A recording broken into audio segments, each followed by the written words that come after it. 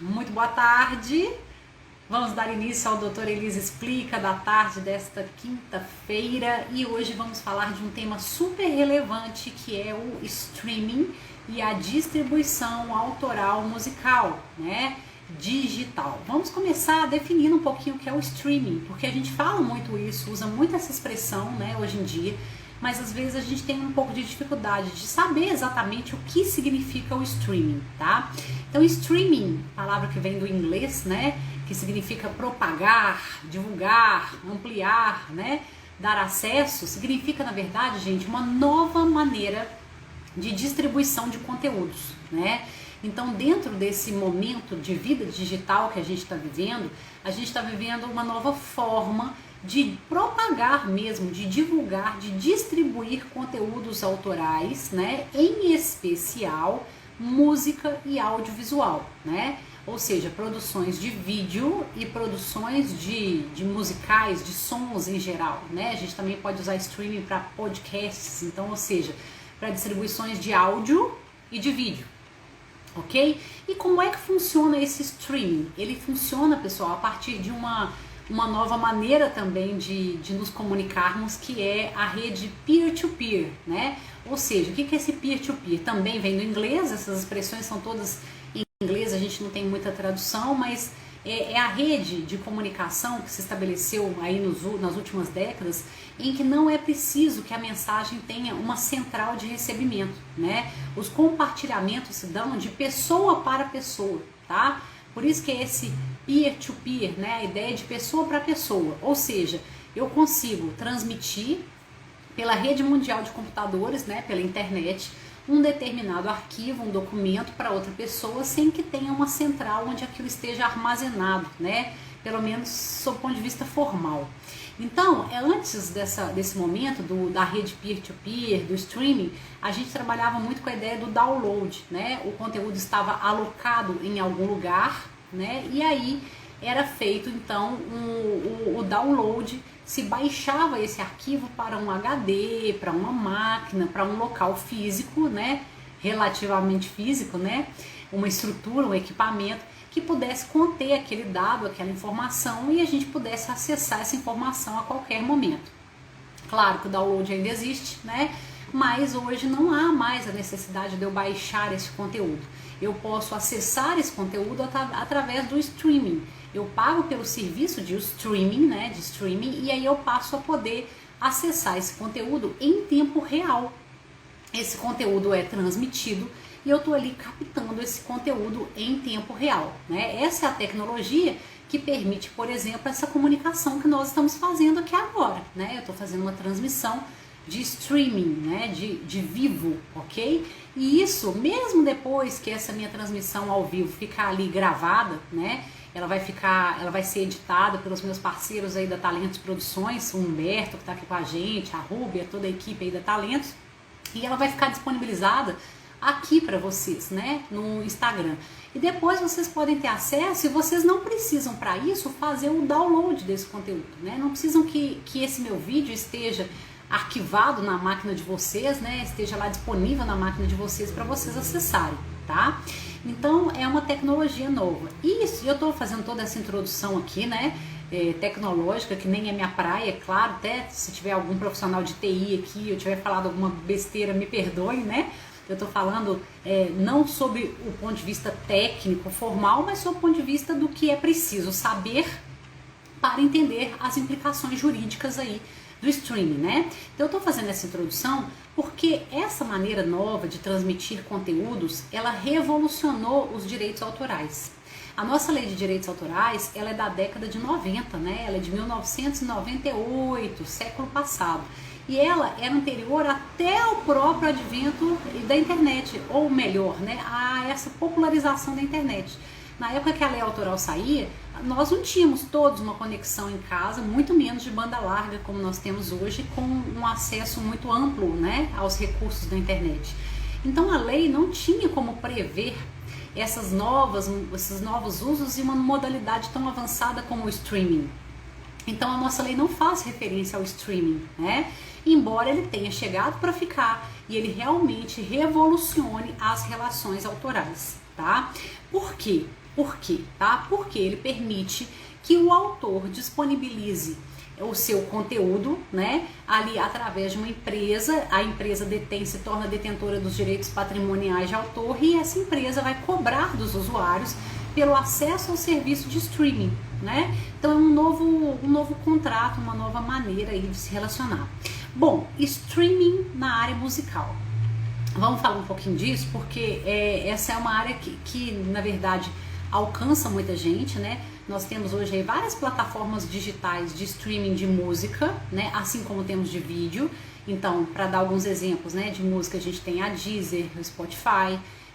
De vídeo a gente tem a mais famosa de todos, é o Netflix, né? Então são empresas hoje milionárias que trabalham com essa questão da distribuição de música e vídeo através de um serviço pago de streaming, tá? E o que está por trás disso? Os direitos autorais de quem disponibiliza esse material para streaming, ok? Como funciona, né, o pagamento de do direito autoral por quem tem as músicas lá disponibilizadas numa plataforma como, por exemplo, o Spotify ou a Deezer, né? Como é que funciona isso? Como é que o autor vai receber por isso? Gente, é um processo extremamente complexo, tá? Extremamente complexo, totalmente digital. Uma parte muito grande dele é desenvolvida por meio de algoritmos, ou seja, robôs, né? Robozinhos que foram criados, foram desenvolvidos por essas empresas para automatizar os procedimentos, ok? Então a primeira coisa que a gente precisa saber é que para um autor distribuir digitalmente a sua música, para que um autor, né, um artista, um compositor distribua digitalmente a sua música, ele vai precisar de um intermediário. Ele não consegue chegar lá na plataforma, lá na Deezer, no Spotify e colocar a música dele. Ele vai precisar contratar uma empresa que vai fazer essa intermediação. Essa empresa se chama distribuidor digital, tá? Então, uma empresa de distribuição digital, né? Que vai fazer um contrato com esse autor e que pode ter diferentes maneiras de trabalhar, ok? Tá? Então, tem diferentes formas. Esse distribuidor digital, muitas vezes, ele também é chamado de agregador, ok? Ele também pode ser chamado de agregador, é a mesma coisa que o distribuidor digital, porque na verdade ele está agregando, né, o seu trabalho àquele serviço. Bom, o que esse distribuidor digital, né, pode ter de contrato para esse autor ou intérprete? Por que eu estou dizendo autor ou intérprete? Vamos começar falando isso. Porque lá nas plataformas digitais, gente, o que vai realmente ser distribuído é o fonograma ou o videofonograma. O que é o fonograma ou o videofonograma? O fonograma é a música gravada, então nós já estamos falando de uma gravação que tem um ou mais compositores, mas tem também artistas intérpretes, arranjador, né, enfim, músicos executantes, ok? Né? Então aí ó, o Rafael Prates, que está aqui comigo, né, é artista, é compositor, é cantor, tá aqui me dizendo que ele tem a distribuidora dele, né, que distribui as obras dele. Então vejam bem, o que vai ser distribuído é um fonograma, ok? Ou videofonograma se for um clipe musical, né? Ou enfim, uma música com vídeo, né? Um vídeo com a música, etc. Então a gente vai ter um videofonograma. O que vai ser distribuído é esse fonograma ou videofonograma. E os titulares de direito sobre esse fonograma e videofonograma, que em geral são os compositores e os artistas intérpretes, né? E o produtor fonográfico, ou seja, a pessoa ou empresa que transformou esta composição interpretada em fonograma e videofonograma, tá? Então, ó, 3 pessoas, um que compôs, o outro que interpretou, que pode ser um cantor, um músico, né? E o outro que gravou isso efetivamente, que é chamado de produtor fonográfico, ok? Esses 3 vão ser os titulares de direitos sobre esse fonograma ou videofonograma que vai parar lá nas plataformas digitais. E esses titulares vão utilizar então uma empresa chamada distribuidora digital ou agregadora para poder fazer esse serviço, ok? O que essa distribuidora ou agregadora pode fazer por esses titulares?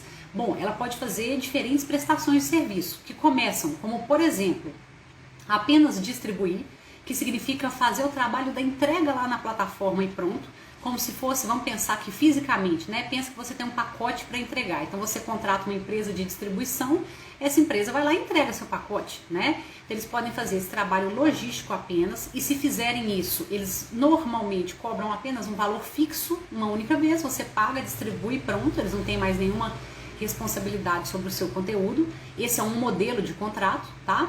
Existe um outro modelo de contrato, que é o contrato em que esse agregador, né, esse distribuidor, além dele distribuir, ele trabalha um pouco ali junto à plataforma ou às plataformas no sentido da divulgação desse trabalho, né? Ou seja, faz ali uma promoção para que essa música, esse fonograma ganhe uma capa de álbum, né? Enfim, faz um trabalho de promoção interno ali daquele fonograma para que ele consiga ter um destaque, etc, tá?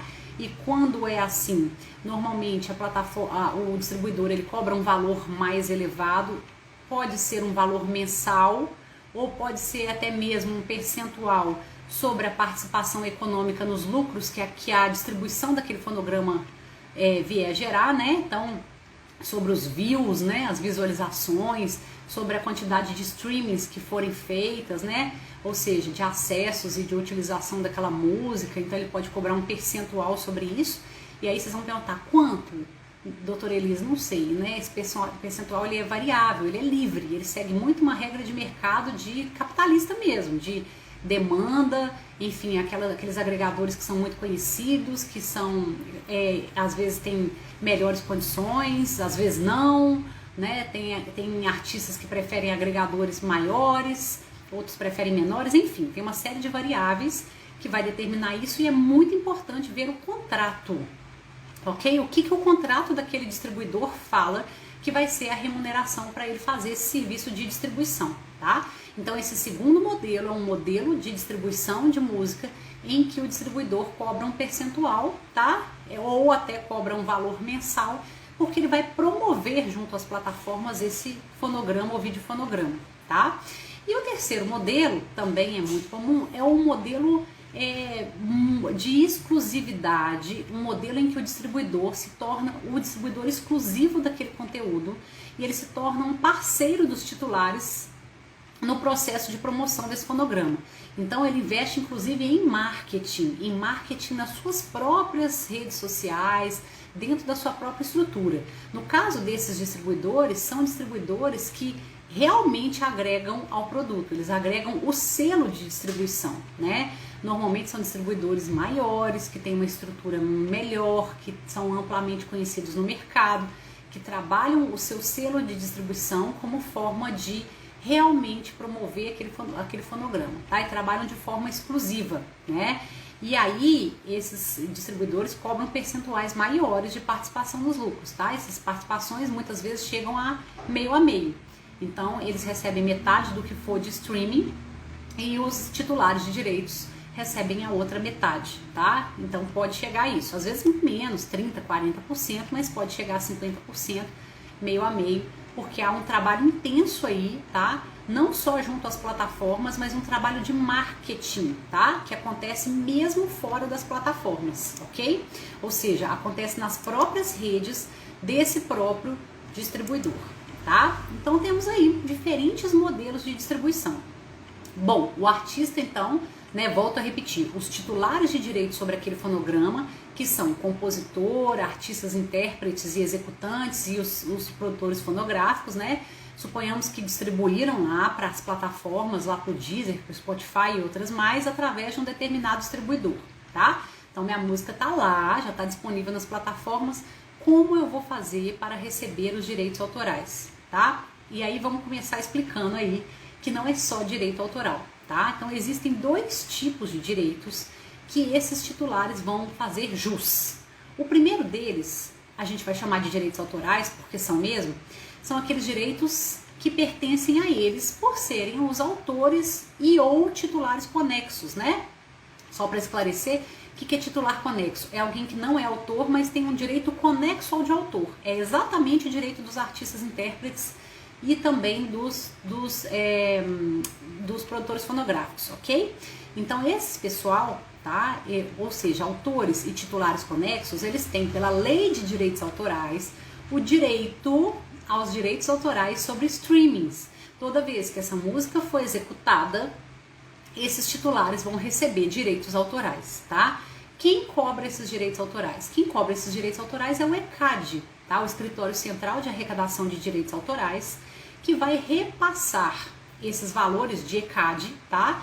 Ou seja, de direitos autorais, através das associações musicais às quais esses titulares são ligados. Então veja bem, eu sou compositor, eu sou artista, intérprete, executante, eu preciso me filiar a AMAR, a SBACEN, a SOCIMPRO ou a outra entidade de arrecadação de direitos autorais e vou passar ao ECAD o poder de arrecadar em meu nome, tá? Então toda vez que a minha música for executada lá nas plataformas digitais, eu vou receber os meus direitos autorais porque o ECAD vai cobrar, vai repassar para a minha associação e a associação vai me passar, ok? O mecanismo é este, ok, gente? Só que a grande crítica, né, do mercado a isso aí é que esses valores são valores assim fracionários, valores muito baixinhos, né? É preciso que uma música tenha muitos streamings, muitas visualizações, muitas audições para que esse autor receba alguma coisa como direito autoral, tá? Então, isso é uma crítica que o meio artístico tem feito a esse modelo de distribuição digital por streaming, né? Em que os autores não recebem muita coisa, ok? E aí, para que eu receba esses direitos autorais, eu vou ter que necessariamente ser filiado a uma entidade que vai me representar junto ao ECAD, né? Eu dei exemplo de algumas aqui, são acho que 8 ao todo, né? Eu falei de 3, a AMAR, SOCIMPRO, SBACEN. Tem outras, né? Você só pode pertencer a uma delas. Se você não pertencer a nenhuma delas, o seu direito autoral vai ficar retido lá, tá? Então o artista vai ter o direito autoral dele retido, vai ficar lá na plataforma até que ele se filie a alguém, né? E que o ECAD tenha esse poder de representá-lo. E aí ele vai ter que, vamos supor que o autor tenha lá direitos retidos na plataforma, né? O compositor ou o artista intérprete durante 1 ano, 2, 3. Aí ele resolveu se filiar à UBC. Se filiou ao UBC para ir lá receber esses direitos autorais para ele. Então a UBC vai acionar o ECAD vai passar a cobrar daquele momento em diante e ele vai ter que pedir um rastreamento via UBC daquilo que ficou retido lá para que seja repassado para ele, tá?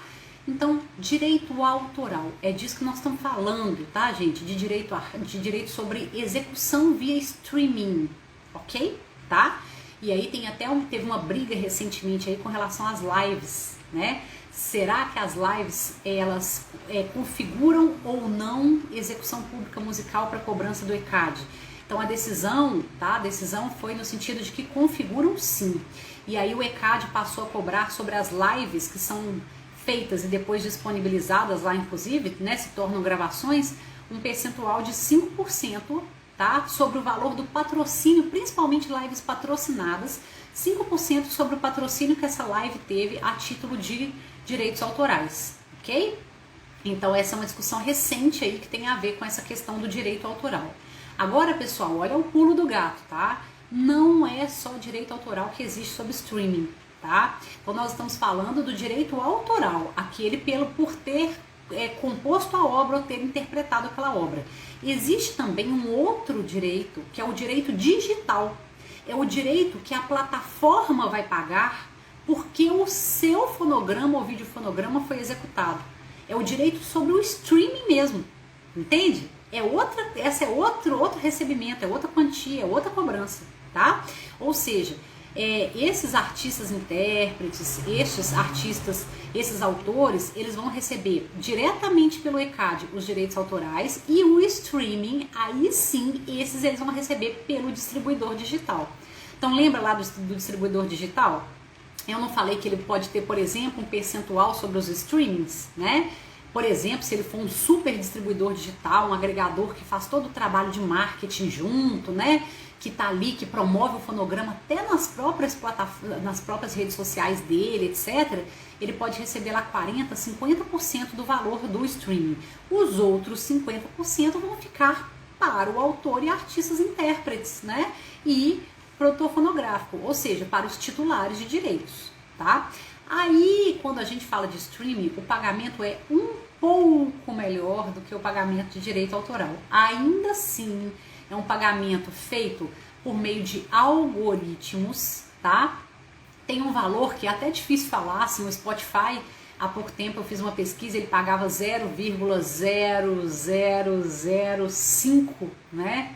5 milésimos de centavo, alguma coisa assim, né?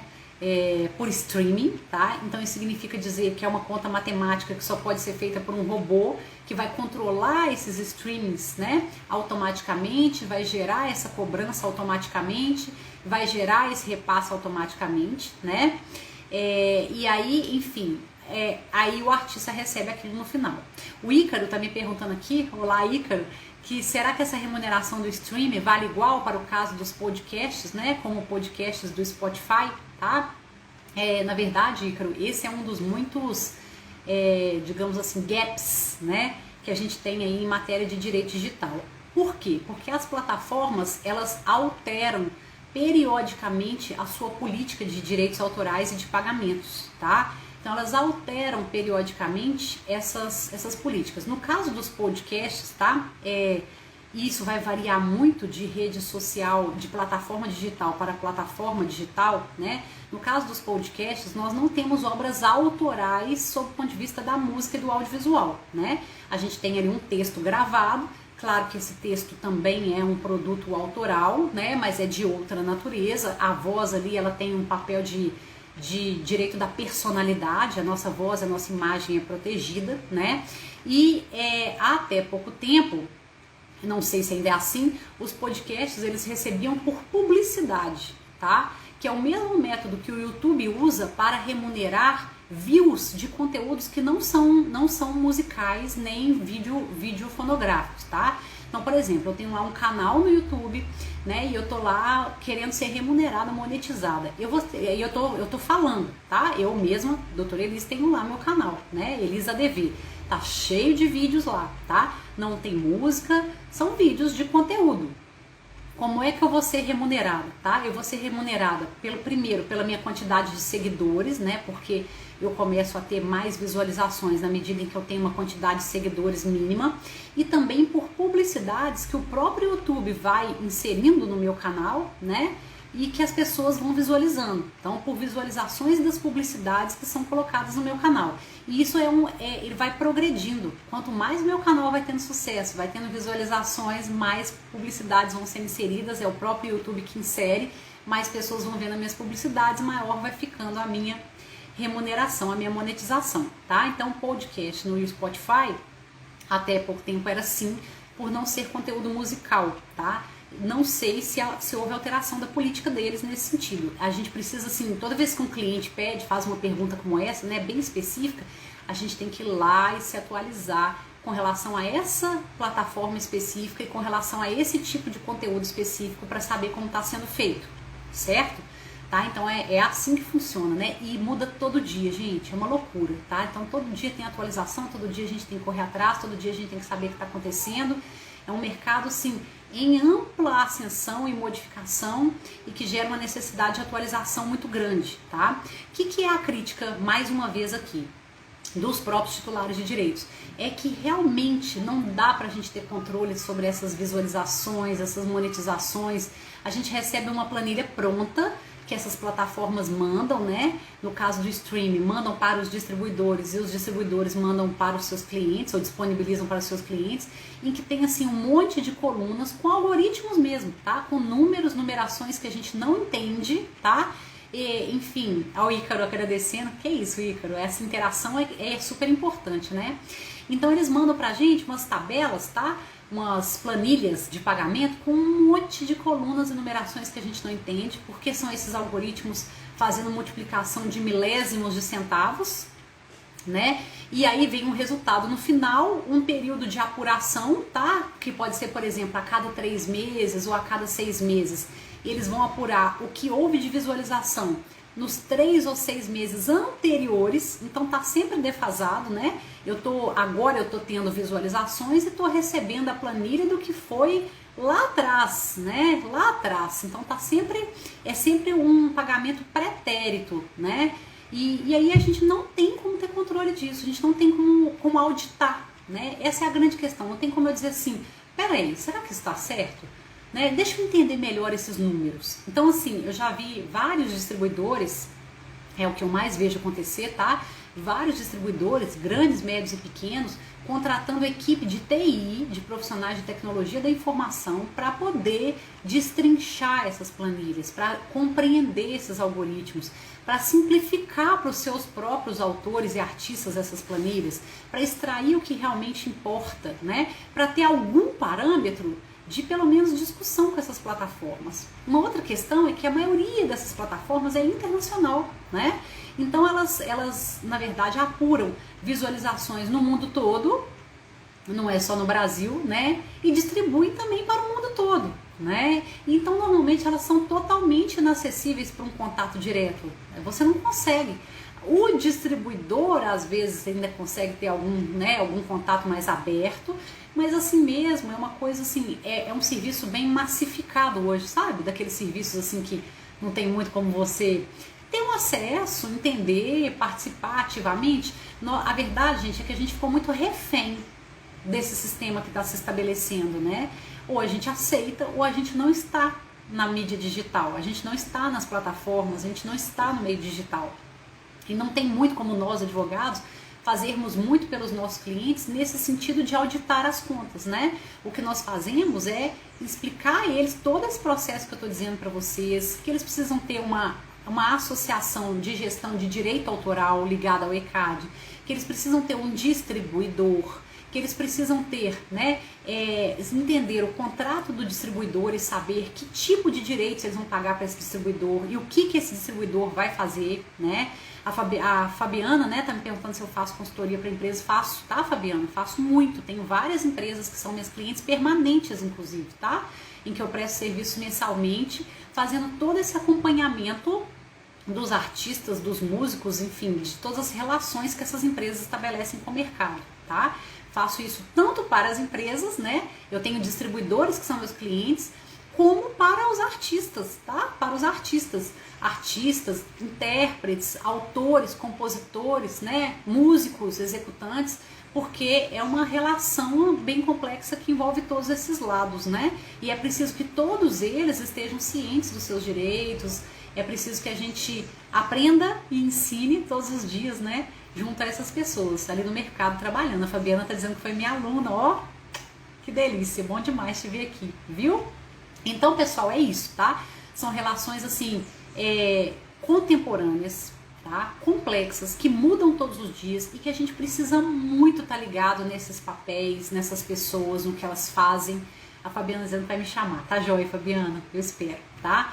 Então a gente precisa muito, muito mesmo, tá? Estar acompanhando isso, ok? Então essa live foi no sentido de dar esse panorama para vocês de quem são as pessoas envolvidas, de quais direitos estão envolvidos, de como eles funcionam. E a gente precisa, gente, repercutir isso no mercado, sabe? A gente precisa informar isso para as pessoas, a gente precisa propagar isso. Porque o mercado vai ficar mais justo, mais equilibrado, na medida em que mais pessoas conhecerem esses direitos, tá? E divulgarem. Não é assim, né? Então a gente precisa, como usuário de streaming, como pessoas, empresas e organizações envolvidas nesse processo digital, porque a gente sempre está em alguma ponta, nem que seja na ponta de ouvinte, né? De consumidor de streaming, a gente precisa conhecer o processo como um todo, tá?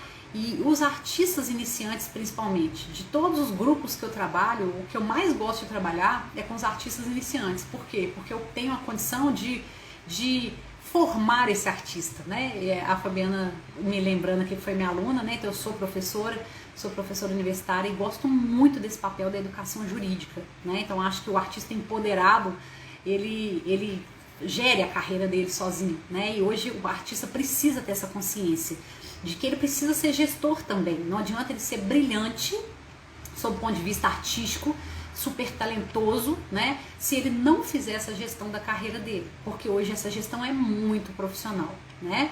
Então estamos aqui para esclarecer essas dúvidas, para caminhar junto, para dar as mãos, para compreender, né? Para não só para dar respostas, mas para buscar respostas junto. Isso é o que a gente mais faz, né? O que eu mais faço é buscar respostas junto, sabe? Dizer, olha, né? E como o Ícaro me perguntou, como é que tá o Spotify como é que tá o podcast lá no Spotify? Vamos ver? Vamos ver? Né? A notícia que eu tenho é essa, mas e agora? Né? Como é que está a política do Spotify com relação a esse ponto neste momento? Então, fazer essas investigações para a gente ter as respostas, né? E salvaguardar e proteger os direitos de todo mundo. Não é assim, gente? Então é isso, tá? Vamos ficar ligado, porque muita água vai rolar ainda debaixo dessa ponte aí com relação aos streamings, né? Esse é um mercado que está só crescendo, enfim, está só se organizando, que está cada vez mais se profissionalizando, né? Se multiplicando, e a gente vai acompanhando aqui da melhor forma possível, tá bem? Se vocês gostaram desse assunto, querem falar um pouco mais sobre streaming, querem entender um pouco mais dessa realidade, deixem as dúvidas de vocês ou lá no direct ou nos comentários dessa live, tá? Essa live ela vai ser editada, vai ficar disponível aqui, tá? Depois, né?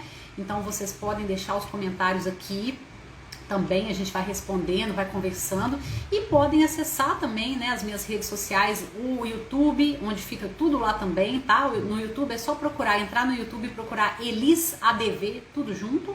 Vocês acham rapidinho o meu canal, se inscrevam lá, isso é bom, é importante, fortalece o meu trabalho, faz com que eu tenha, né, aí um ânimo renovado para continuar fazendo, né? As visualizações são super importantes. Aqui também, tá? No Instagram, não deixem de se inscrever. E tem também, tá? O meu site, onde tem tudo, tem minhas redes sociais, tem um pouco do trabalho que eu desenvolvo, que é elisadv, que é elis.adv.br, tá? Podem me procurar por lá também. E é isso, tá? Foi um prazer falar com vocês sobre esse assunto aí, sobre streaming. Semana que vem a gente tem outro aí, doutora Elisa Explica, na quinta-feira à tarde, pra gente tratar de outro assunto igualmente importante, né? Vamos nos falando pelas redes sociais, tá? E obrigada, Humberto, obrigada, Fabiana, pela participação aí hoje, tá? Comigo. Obrigada ao Ícaro, a vocês que interagiram. Essa interação é muito gostosa e muito importante, tá bem? Fiquem todos com Deus, com saúde, bem, né? Vivemos um momento difícil, fiquem em casa, se possível. Se precisarem sair, se protejam, né? Vamos superar essa fase difícil e semana que vem a gente tá de volta com outro Doutora Elisa Explica, tá bom? Ó, beijo, ótimo final de tarde de quinta-feira para todo mundo, pessoal. Tchauzinho, até a próxima.